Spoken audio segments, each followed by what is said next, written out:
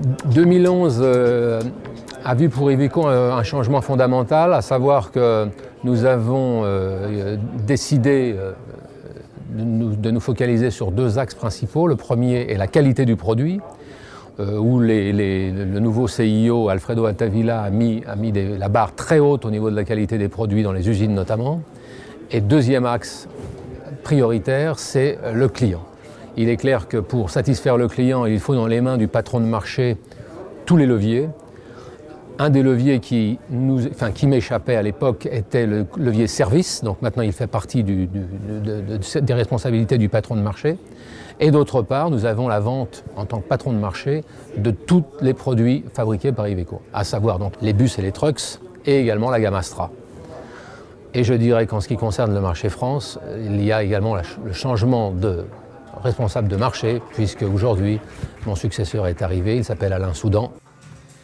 Bon, bonjour à tous. J'ai l'honneur de pouvoir remplacer Stéphane Ficcarelli, qui a été en place en étant directeur général pendant 10 ans. Et bon, me voilà maintenant arrivé il y a 3 semaines en France. Alors en ce qui concerne Alain Soudan, bon, j'ai 43 ans, belge, d'origine néerlandophone, marié, 2 enfants.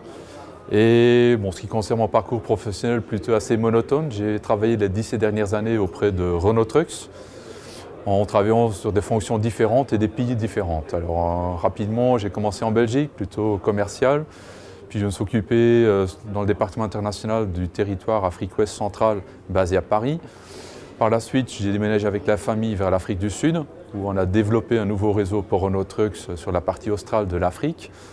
Et puis, je suis de nouveau rentré sur la Belgique en étant directeur commercial marketing.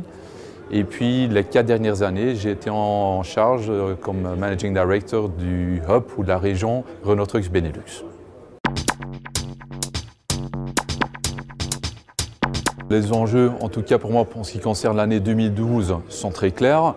Je ne vais pas parler sur le long terme, vous m'excuserez, mais je suis arrivé il y a 3 semaines. Bon, c'est un petit peu difficile de voir déjà dans la boule de cristal plus loin que ça. En tout cas, pour moi, ce qui concerne les enjeux 2012, je pense qu'il y a vraiment 3 volets aujourd'hui pour Iveco.